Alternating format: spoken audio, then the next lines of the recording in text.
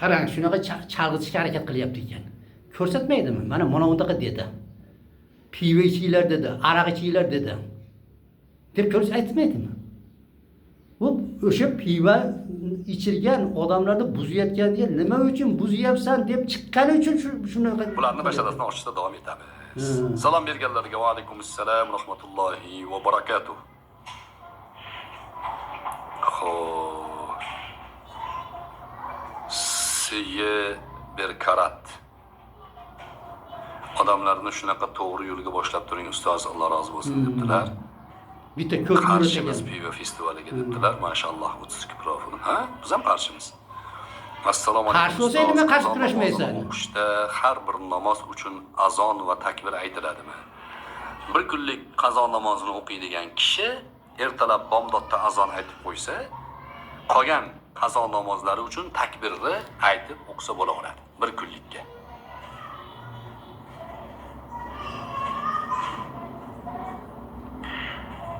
Usmonov Muhammadjon 7597 festivalni uyushtirganlarga ham hadis bormi taqsir dedi. Bu menimcha islomni masxara qilib savol beryapti.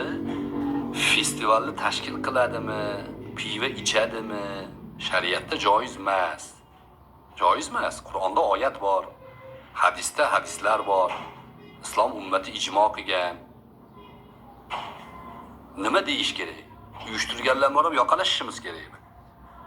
O'zi qayerda ekan Usmonov Muhammadjon? Qayerdasiz siz? Va iflos uyushtirganlar bilan yaqalashmasdan Qur'onda bunaqa bor, hadisda bunaqa bor deb gapira olmaysanmi? Ha? O ko'ting o'raday bo'lsa ham unga xoda shunaqa tiqib boradiki, chidamay qolasan sen ularniki ham. Va bu qanaqa ifloslik bo'lib yoqalashaylikmi deydi. Va ishing chataq deb gapirishing kerak. Ayniqsa mana domlalar shuni gapirish kerak. Bu iflosni qarangki, bir pasda nima mushtlashaylikmi deyapti. Ibrohimni oldiga borib qanaqa gapirding? Noto'g'ri ish qilgan ekan sen nazaringda. Bunga ham noto'g'ri qilding deb gapirmaysanmi? O'zingiz. Miya aynib qolsa qiyin masala juda ham buni quturgan itni virusiga o'xshatiladi. Mana havorijlarni tabiatini quturgan itning virusiga o'xshatiladi. Tomir-tomirgacha singib ketadi. Chiqaveradi mana shunaqa masxara qilib ham chiqaveradi. Mana shunaqa gaplarni ham gapiraveradi. Jahongir, pivo to'g'risida gapiring ustoz deyapti. Pivo harom, ichib yurmang Jahongir. Miyangizni keyin peshvoga aylantirib tashqariga chiqarib olasiz. Bu savolni Endi bo'pti, ashnaqa ekan, pivo ashnaqa ekan. Bu miyani ishlatmas ekan. Buni og'zingga eshak siygur prezidenting nimaga uni chiqardi? Uni komandasi nimaga chiqardi? Nimaga endi anavi nima bayram deb odamlarga ko'rsatdi? Nima uchun domlalar shunaqa demayapti senga? Voy, anavini to'xtat demayapti. Ona qaraydi, hariga odam assalomu alaykum va alaykum assalom hadis bormi deyapti. Hadis bor deb deyish kerak. Hadisda u aytadigan bo'lsang, u aytadigan bo'lsa, hadisda aytgan. Domlalar nimada yomonlikdan qaytaringlar degani o'sha hadis yetarli bo'lyapti. Domlalar gapirish kerak edi shuni. Qaytarish kerak edi tili bilan. Endi unaqa deya olmaydi. Deb turib darrov haliga o'sha ko'tchiligini qilib kallasi, miyasi aynigan, pivesi miya aydi dedi. O'sha zavodni qurib bergan ona hukumat, o'sha prezident demak xalq dushmani ekanmi? Miyani aynitadigan narsani chiqarib, uni yana mana unday qilib reklama qilgan xalq dushmani shu bo'ladimi? Yoki shuni to'xtat deganlar xalq dushmani bo'ladimi? Ishdan mana shunaqangi zakaz qilishdan o'zi ham pivo ichgan odamning miyasini sifat ko'rinyapti-da. Ha, mana o'sha odamni pivo ichgan ekan o'sha odam hozirga. Miyasi aynib qopti. Va og'zingga eshak yur. O'sha zavodni chiqargan, zavodni qurgan Mirziyoyev shunga aybdormi? Nimaga qurdirdi? Miya chiqarni aynitadigan bo'lsa.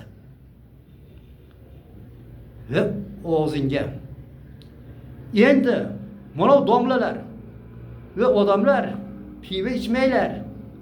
Bu pivani chiqarganda, mana bu chiqarganda Alloh la'natlaydi. Ya'ni mana bu Karimovning komandasini olib kelib sotganda, bunga ruxsat bergan Karimovning komandasiga sotganda Alloh la'natlaydi.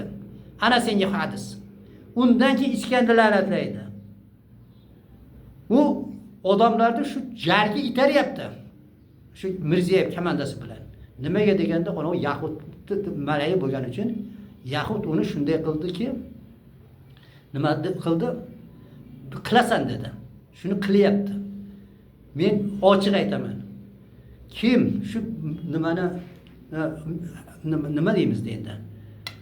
Kim shuni tashkil qilgan bo'lsa, tashkil qilgan Mirziyoyev uni komandasiga Allohning la'nati bo'lsin.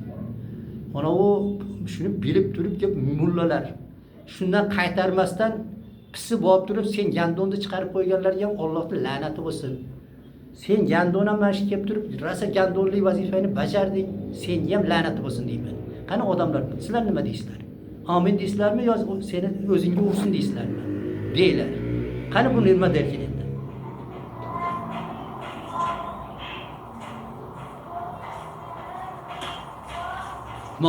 Gördülermi? To'xtab qoldi. Nimaga endi bunda rosa anaqa savollar bor, bunga yoqmaydi. İçidan istayapti. O'ziga haligi kerak edi. Hozir bitta ashnaqasini topadi. Bu odamlar buni bizga tupurib bo'ldi. Asha hozir nimada soобщениyalarda buni rosa so'kiyapti. Men so'kkandek qilib turib. Ashuning uchun topa olmayapti, mana istayapti hozir. Abdulla Rahmanov. Assalomu alaykum. Biz Moskvada ishlaymiz. Bir savolim bor edi. Ruslarni cherkovda ishlasak, mana darrov unga javob topib, mana qarang, shuncha narsa ichida bo'lmaydilik.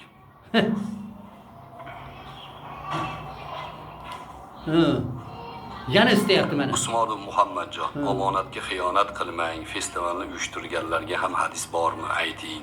Mana. Festivalni uyushtirganga qanaqa hadis bo'ladi? Qanaqa hadis bo'ladi? Hadis keladimi? Festival uyushtirganlarga falon degan.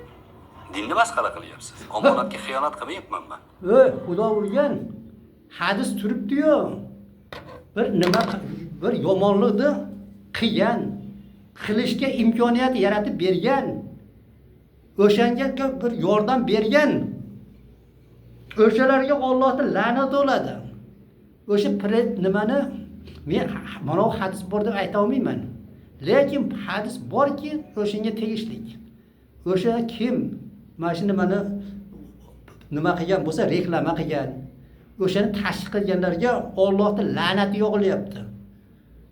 La'nat yog'ilyapti. Mana senga hadis. Hadisda emas, hadisda ma'nosi. Lekin hadislarda bor shu aytilgan. Bu haromni tarqatyapti o'shaga. Pivo harom. O'shanga olib borib uni zavoddan chiqardi. Mana senga hadis. O'shani chiqarganda Alloh la'natlaydi, deyapti.